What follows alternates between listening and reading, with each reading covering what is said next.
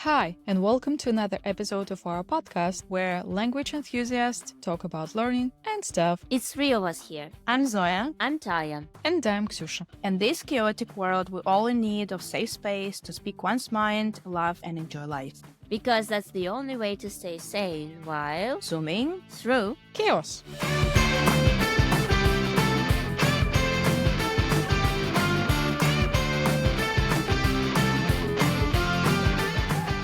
So, yet another episode of our podcast. Congratulations, we got it recording. Yay! What are we going to talk about today? I believe we're gonna talk about why people learn languages and if we actually need a reason to do so. Yeah, I love it. What do you think, Tai? Why do people learn languages? Well, why people learn foreign languages? That's a good question. I think many people, actually, I'm searching now for some pupils and I search for them at the website, and there are many people who have different aims, different reasons to start learning foreign languages or to continue learning foreign languages. It's either for themselves or for work, or they study something and they have subject at the uni or wherever they study, and then they just realize they're not good enough at foreign languages and they want some more. And there's this website, you can have classes with a private teacher, with a private tutor. So you mean the platform, like it's just the aggregator? Yes, there are many requests for a private tutor, a private teacher. And I'm just searching for some pupils I could have classes with. Sometimes I'm not appropriate for, how can I say that in a good... Like, you can tell us about the guy who wanted to surprise his friend with a drone class. And a dance. Was it supposed to be a lap dance? What's the reason to learn a language here? Oh, well, it's an interesting reason to surprise somebody, to... Like, is it sustainable in the long run? Yeah, it's not long term at all. So basically what you mentioned, I guess, the main reasons usually are connected to work or studies. I believe that will cover the majority. Do you agree, girls? Yeah, for traveling, although it's a bit challenging nowadays, but people still do travel and they do need English for it. I have some students who travel a lot and they need English for this. Yeah. Is it only like the English part? Because I don't believe that people learn, for example, Spanish for traveling. Why not? Wait, I learned French like this. I started learning French because I was going to France. All right, okay. So I wanted to not be an idiot in a foreign country. It's just my opinion. But so if I knew that in some foreseeable future I was going to a specific country, I would learn at least some language. Yeah, at least some phrases and stuff. And here comes the question of, again, how many languages do you know? And Russian people are usually, it's like, oh, I know Russian, and that's it, even if they're speaking English right now. Yeah, you were talking about that in the previous one, that your students are like, I don't know anything. Mm-hmm. And people from other countries, they're not that shy. Yes, exactly.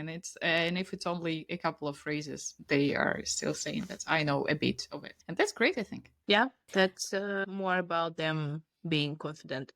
Have you also maybe noticed that many people who speak foreign languages, they're willing to go to other countries, they're willing to go abroad, to travel, more than people who don't speak any languages? Actually, that's something I noticed recently. I might disagree here, as I had some students who were elementary at that time, and they traveled more than people who were advanced. And it totally depended on their personality. So there are people who can get by not knowing at all. Like, they are just that charismatic and they use a lot of gestures. Oh, yes. They are willing to learn language, but for some reason they find it the hardest. How it's connected, maybe we need to give it another thought. But I had students who were elementary and they were more well-traveled, if I can say it like this, than my advanced students. I So believe it's just tightly connected to their personality. If you are open and talkative and self confidence, I believe you don't feel shy talking in the other language if it's only a couple of phrases and you use most of the hand gestures. In Italian, it will even help. yeah. And I feel like although I'm a language enthusiast, I'm a linguist, I'm a teacher, I'm an English teacher. Like, I don't have any problems with speaking English anymore, thank God. But I believe if I go to Germany and I will need to speak some German, I'm going to be very shy. And the same for, well, I don't remember any French, but still, like, I'm gonna feel shy a lot. And I understand my students when they're like, I don't know, like, I want to learn English to that point that I'm confident to speak it. But I don't know, this point is different for everybody, unfortunately. Some people are even like more confident in elementary, and then they start doubting themselves because of all the grammar coming into their heads. But some people are become more confident at intermediate, some only at advanced or something. So it depends. Yeah. And I believe that this is tightly connected with people who are saying, I want to sound like a native speaker and I Oh want my. to have C1. And only after C1, I will start speaking and stuff because they are not feeling that self confidence there. They are not feeling sure of their skills. And that's why they say, okay, before I go to B2, C1, C2, Mhm. C3, I will not do that. I will not feel confident. And again, it's all connected to our psychology and our mindset, for sure. Yeah, totally. And this is why I'm trying to teach people not to make the same mistakes I did when I was like very shy for speaking English when I was a student, and even a bit when I became a teacher, I'd say. And I now teach people to feel free to speak English at any level. And even when they don't know any any words, some words like use different ones, but like speak English. Speak English because your brain needs to get used to you speaking English. If it's just gonna be once in a while, it's not gonna get used to it and you're gonna have to push it. There's gonna be resistance. For sure, 100%. Definitely. So okay, traveling, we covered that. Yes, so What it can else? be traveling. As I have mentioned, it can be something connected to studies or work. For you and for me, Zoe, we started learning English because of the school education. For you, Tai, it was German, but it was connected to learning the language more. No, I believe, Tai, for you, it was not connected to learning language in the school, right? Because the first idea was to move. Yes, actually, this is Oh, the another one. next idea. Yeah, it's more a bit traveling stuff, but I think it's not traveling, it's moving to some countries. And I've got really, sorry, it's German. I've got some pupils that want to move to another country in the future, maybe, or they already have that aim and they're just struggling through German. It's quite a good motivation, actually, moving somewhere. And I was feeling, how can I say that, excited, fascinated, and I felt that I could cover more material if I'm motivated by moving somewhere or going somewhere. So one day I'm gonna go to Japan and I'm gonna speak to the Japanese people and I need to learn some more. Though, if I think that I'm moving to Japan, maybe it could give me some more motivation than just the traveling. What do you think about that? That's actually a good point. I believe that it's again tightly connected. Traveling, you feel motivated because you understand that you need to survive somewhere somehow there. And moving, it should be even more motivation because it's not only for a short term, for a short period like a weekend or for 2 weeks of holidays, but it's supposed to be a longer period of time and you're supposed to be more prepared. Although it may be debilitating at some point, so like too much pressure. Let's not open that door for now. I believe it's again around the same area. Mhm. Right, but in my experience, well, maybe it's just my experience, people move to English speaking countries or German speaking countries. There is like even fewer than English speaking countries, I guess. Very rarely. And I still struggle with my students when they go to, now they go like to, I don't know, like Dubai or some Asian countries, and they're like, so did you speak in English? And like, no, but that was the whole point of you going abroad, to like speak some English. And like, no, they understood me perfectly. I was like, of course. Cucumbers, tomatoes on my тарелка. Maybe there's another point. There are so many Russian speaking people abroad now, so they don't need to, speak English. They just speak some kind of Russian. And that's a bit of a problem. But if I hear somebody, I had one student who I think she actually managed to move to Canada before the pandemic. And I had her in group classes, and she was like, yeah, I'm moving to Canada. I'm moving to Canada. It was like she was manifesting it. I'm like, moving to Canada. I'm like, okay, let's move you to Canada. So, and her English was quite okay, and she was moving there for work, so family, and that's a good motivation. Okay, moving anywhere may be a good motivation as well, but I'm just saying that English, unfortunately, might not come in handy in some countries, or come in handy more in some and not so in others. Yeah, it's connected to globalization and stuff. That if we're talking about the destinations that are popular for Russian speaking tourists, for sure natives can speak some Russian and it's okay. But we are more about speaking actually the foreign language. So I believe it's always a choice if you choose to go the easy way and just speak Russian to them, and or actually practice, overcome your fears and the obstacles, and challenge yourself into speaking the foreign language. But I believe moving can be very specific. Again, it can be connected to moving because of work. Your student, she moved to Canada because of work, or she just decided to? Yeah, for work. It was even kind of, if I'm not mistaken, the internal mobility stuff. So like it was within the same company, just to another office in another country, basically. Yeah, so moving can be connected. Most of the times I heard about it is connected to work, or it's connected to just general idea of being a wanderlust, living in different countries, or it can be connected to studies. So you move to the country to have a bachelor's degree or the master's degree or PhD or whatever, or you just have a partner from a different country. Oh, yeah. I remember, I just remember that in one of the pretty famous English course books, there was like 5 tips to how to learn a language. And there was like, listen to this, watch this. And then was like, get a partner who speaks English. And I was like, what? It sounds like getting this just a pet for a period of time. Well, get yourself a dog. I'd like to have a pet who speaks English.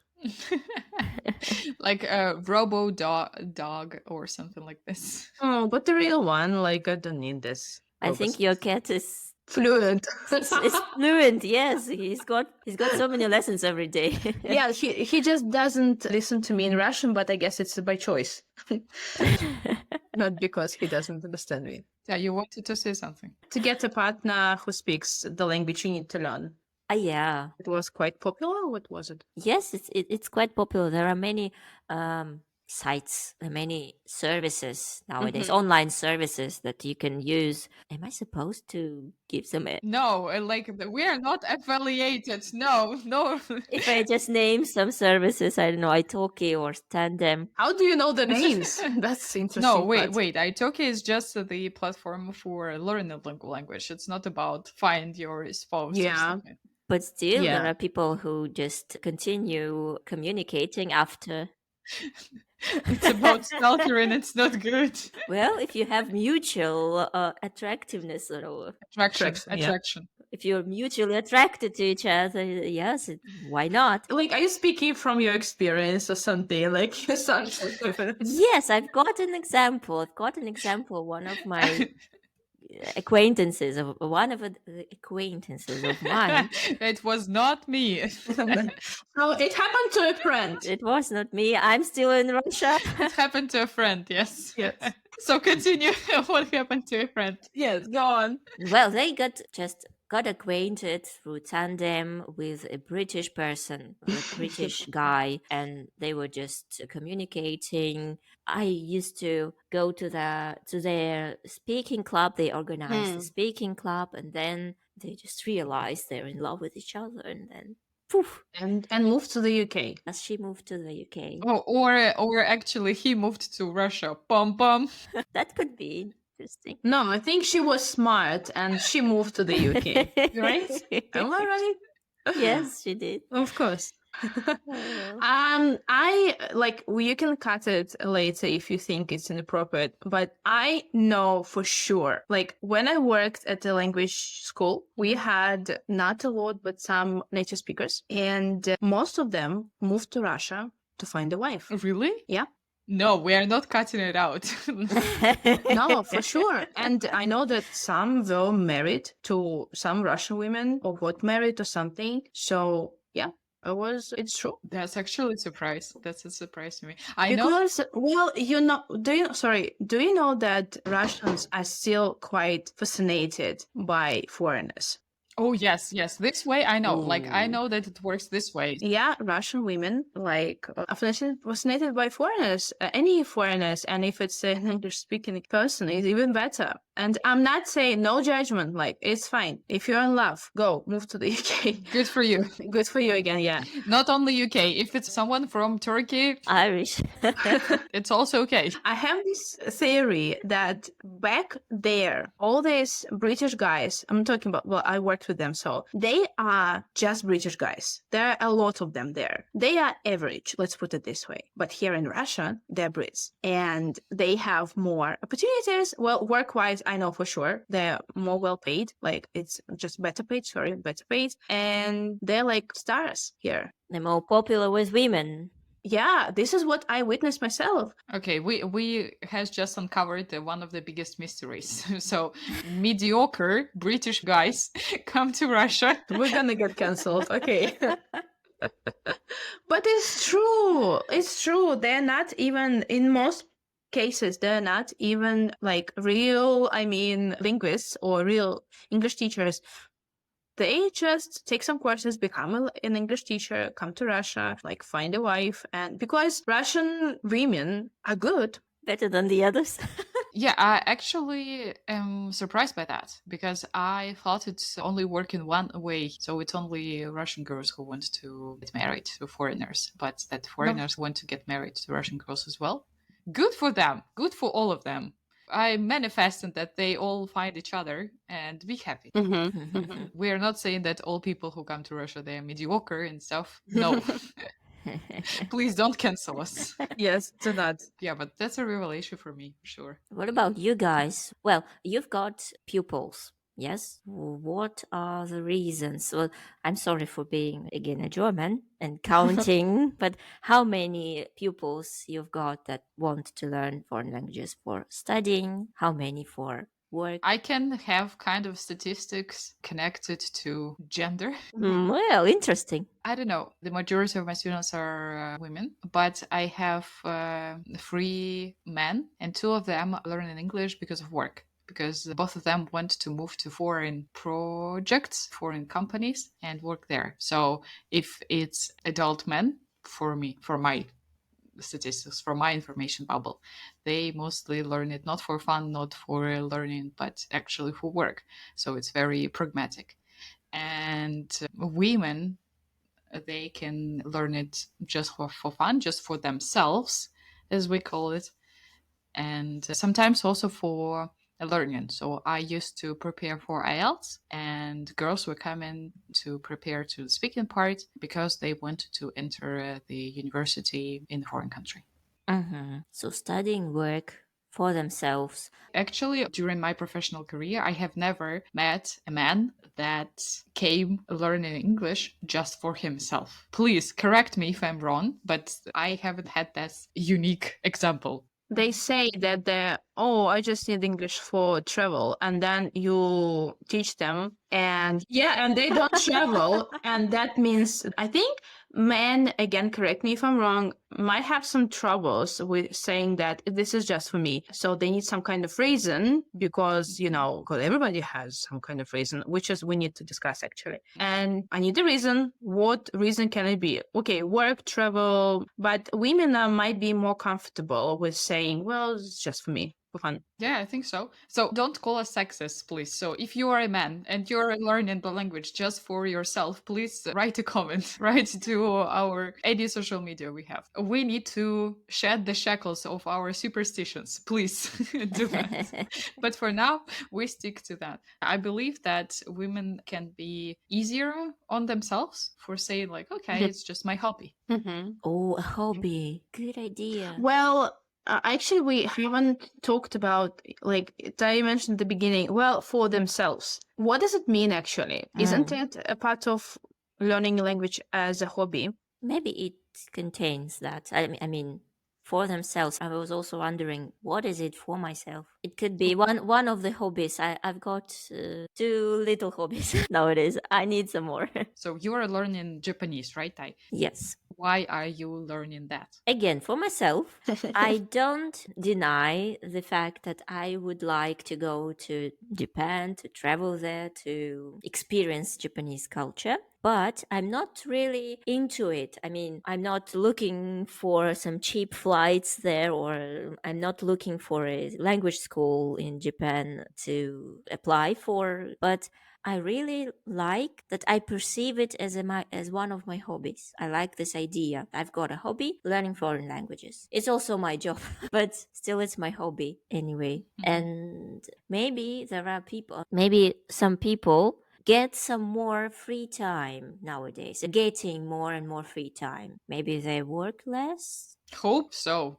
Good for them if they do. Yeah, and they're starting to realize they've got some more free time and they want to do something in that spare free time. What do you think? Yeah, I just wanted to kind of sum up the part that you said. So for you, learning a language is more like a hobby, and everything that we've discussed, that like you can speak to natives, you can travel, and you can have some job. For you, it's like an extra perk, extra benefit to the idea of the hobby and spending time on something. Yes, I think so. Because it's a process, you know? Oh, yes. I know what you mean. And I'm really encouraged now because I've got this gap between semesters in our Japanese class, and I've already got the schedule for the next semester, and I'm really excited about that now.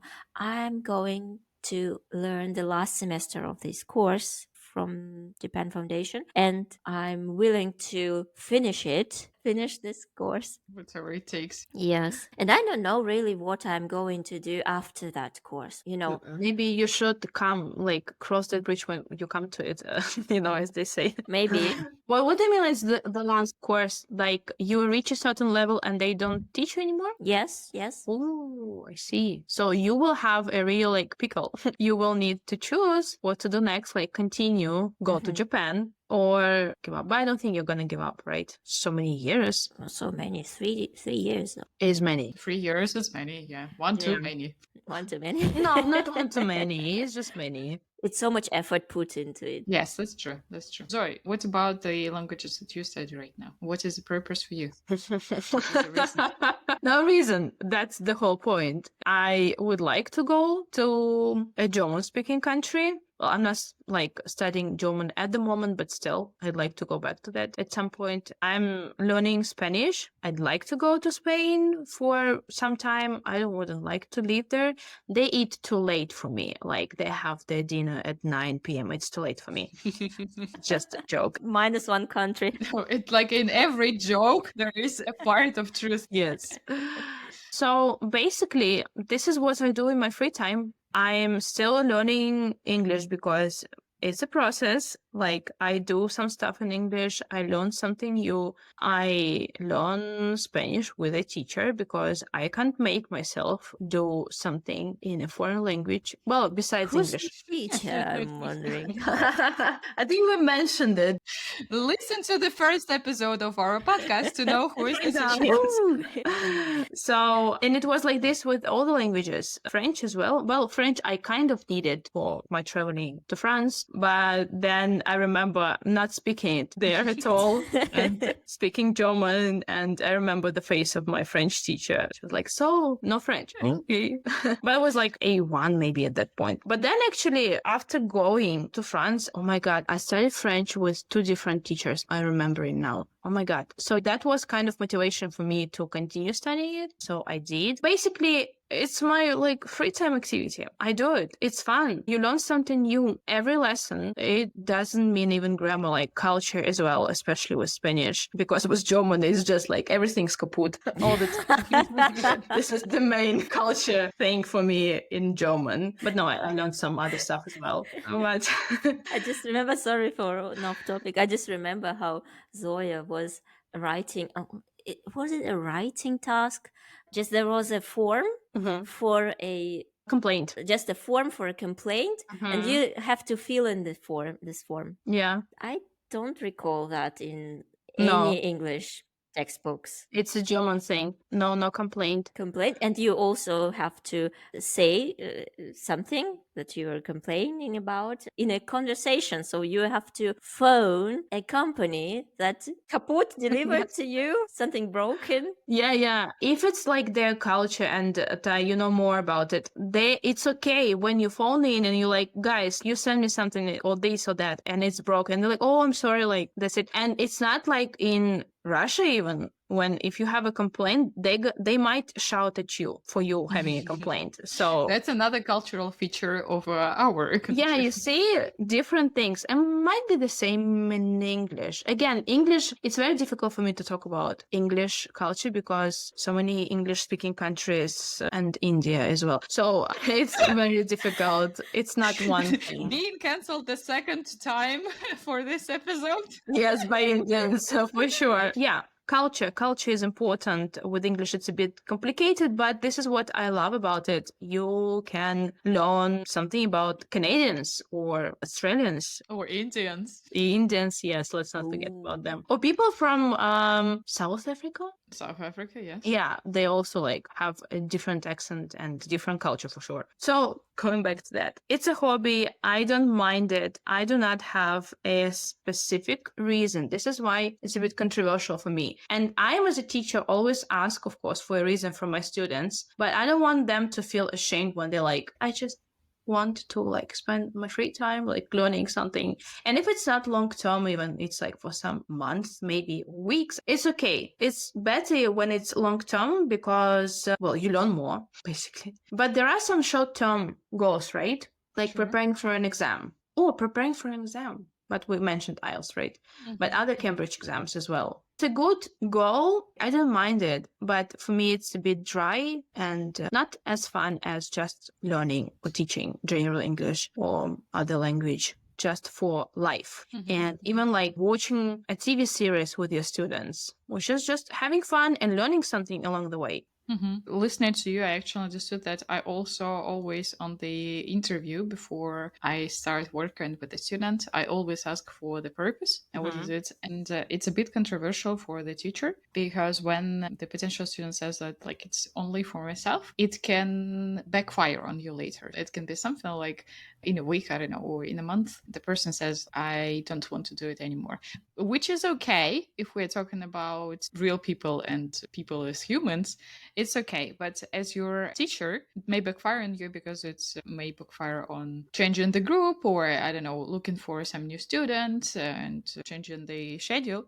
I believe that if we are talking about learning for ourselves and learning with no particular reason, without a deadline, yes, just for the sake of the process, it's a valid reason. You need to enjoy the ride, because if you enjoy the ride, you will keep doing that. You will understand that you are getting better, you see your progress, and you get motivated just by that, just by the process, just by the journey. And if you don't have that and you don't pay attention to that, at some point your motivation can die out. So if we are talking about something more specific like study or work and stuff, it's kind of an artificial engine that helps you go in at the moments when you have some downs, not the ups but downs, and it helps. But if you are self-reflexive enough, if you can see the big picture, you don't need that reason. It's totally fine. I do agree. As for me, I'm all about fun, as you can hear. But I mean that why I don't like exams and stuff, because it's a deadline and I don't like deadlines. I don't like feeling tense, and people start feeling tense closer to deadline. I've got one student, we're kind of preparing for one of Cambridge exams, and I can see it. I can feel it. This idea, like, I need to pass this exam. I need to pass this exam. I need to pass this exam. I need to pass it. I'm relaxed. I'm like, we're going to do it. He's like, I need to pass this exam. I need to pass this exam. It might be more psychological than anything to do with English, but it's all a part of it, right? And when there is just a student, like they say, for travel, and then they don't go anywhere, and they go somewhere and speak Russian. As you did with French, by the way. Yes. Guilty. Guilt, exactly. So I completely agree. You need to make it fun. As a teacher, you need to make it fun, or a kind of place they want to come back to. Yeah, that's it. This is your aim as a teacher. And for them, if at some point they decide like, okay, I don't need it anymore, it's okay. I did it with German, Taya knows. Like at some point we like finished one level. A2? Yeah, we finished it. I'm like, well, good, but like I need to take a break. I'm still taking my break. Good for you. But I'm actually feeling like ready to maybe go back to it and at least watch something on YouTube. Anyways, it's okay. You also need to accept that people might even prepare for some exams and somewhere in the middle decide not to take it, which is also fine. Something might change anyways. With the pandemic, it was a bit difficult, especially for my students, because we used to study in the real office in Moscow. And then the pandemic happened and they had to switch to online. And most of them had never studied online. And it was a challenge. And some of them like didn't get a chance to see again because it wasn't for them. They might be studying somewhere else. And good for them if they do. Good for them, yes. It's all interconnected, I would say. And it's always a bunch of factors. If I could sum up, I would just say it's okay if you study it for no reason. And I'm having the air quotes, no reason, because if you just want and if you just like the language, it's a good reason, a good enough reason. Oh, exactly, yes. If you just like the sound of the language. Again, good enough reason to start. I'm just recalling that about German. So nobody studies German for the sound, believe me. Yes, yeah. Like French and Spanish, they're so beautiful, but not German. Yeah, for that was my case for Spanish. Yes, true. Also, it's okay if you start with one reason and then you change it in the process. I started the course that I am taking right now as the course to prepare for CP, and I'm really not sure that I will actually take the CP. Again, Yes. Just a side note, we actually started preparing for CPE with Ksyusha sometime, actually it might be 3 years now. At least. And then Ksyusha take that course. I'm still not sure. I'm like, this is not me and this is not your teacher, this is you. Yes, it's me. I take full responsibility for that. I'm just saying that I found joy in the process of this course. I found joy in talking to my Well, you classmates. wanted a community, you found it. Yes. And I wanted the community. It actually can be another reason. You learn the language to join to some community that is just speaking a foreign language. If it's an individual class, it's just you and your teacher, and it's, well, I don't know, community can be two people. No, I mean you are Like more global, you mean? yeah, more global. I see. mean, yes, Right, like you are very into Latin dances, and all the people, like majority of people who like Latin dances, they speak, I don't know, Portuguese or Spanish, and you're like, okay, I will just learn it to join this community. Yes, it will be your way in. I believe that all of that is totally fine. Yeah, I just wanted to mention that speaking of like languages and the sound, I got into watching some Korean films lately. It's so fun. Yeah. Talking about being a Zoomer. Is that being a Zoomer? No, I mean, they're everywhere, and now I see the point because they're so good. Like, literally every film I watched, maybe I didn't get all of them to the fullest, but still, they're so good. Like, I have a question, like, when did Koreans become so good at making films, at acting? Because they're amazing. And I'm like, well, I might learn Korean, although I do not really like the sound. I do not understand anything. I'm more about European languages, but just the culture. I'm interested in the culture. So I might learn a language just because of the culture, because it's so different and it's so interesting. What's so interesting for you in Korean culture? What is there that's interesting? Well, there is a lot of Mm. things that are interesting. I'm like keep saying it, Mhm. but their lifestyle is different. The situation in their country is different. Well, we might have something similar, but still, language is totally different from anything I've ever heard. I like their skincare. Oh, that's actually one of the. It's ridiculous. No, it's not ridiculous. They're really good at that. But I'm not sure if it's only about skincare. I heard that they're very into plastic surgeries, and I'm not into that, but I'm into their diet actually. I like the food, I guess. I like noodles. The cuisine. Yeah, exactly. I'm not sure how spicy it is. They have some things I'm not fan of, but on the other hand, they're just so interesting and they look so young. It's the funniest thing. You watch a film, you're like, how old is this actor? Like 25, 30. And look up at like 50. Like, What? what's up with that? Seriously, I'm not joking. Is it the skincare? I believe it's a complex again. It's like skincare, it's the DNA, I'm sorry, genetics, they also Yeah. play a role. And the supplements and also all the beauty procedures, it's really complicated. Yeah, I agree. It also can be the motivation to start learning the language. Why not? Also a great idea. I believe we actually covered everything. Yep, we did. Let's have some kind of recap. So what can be the reasons and do we really need a reason? There might not be a reason. That's it. That's what she said. The Office fans, please do write. Tell us how much you love The Office. As much as friends or less, or let's discuss it. Yeah. Yeah, so basically there can be a number of reasons. They can be obvious, they can be not obvious. If you just feel like that, if you just feel like you want to try it, Listen to your heart. listen to your heart. It's calling for you. And I'm the one going to singing classes and you sing, okay? Actually, I do singing classes in English. Well, I mean, I sing in English, but we speak Russian.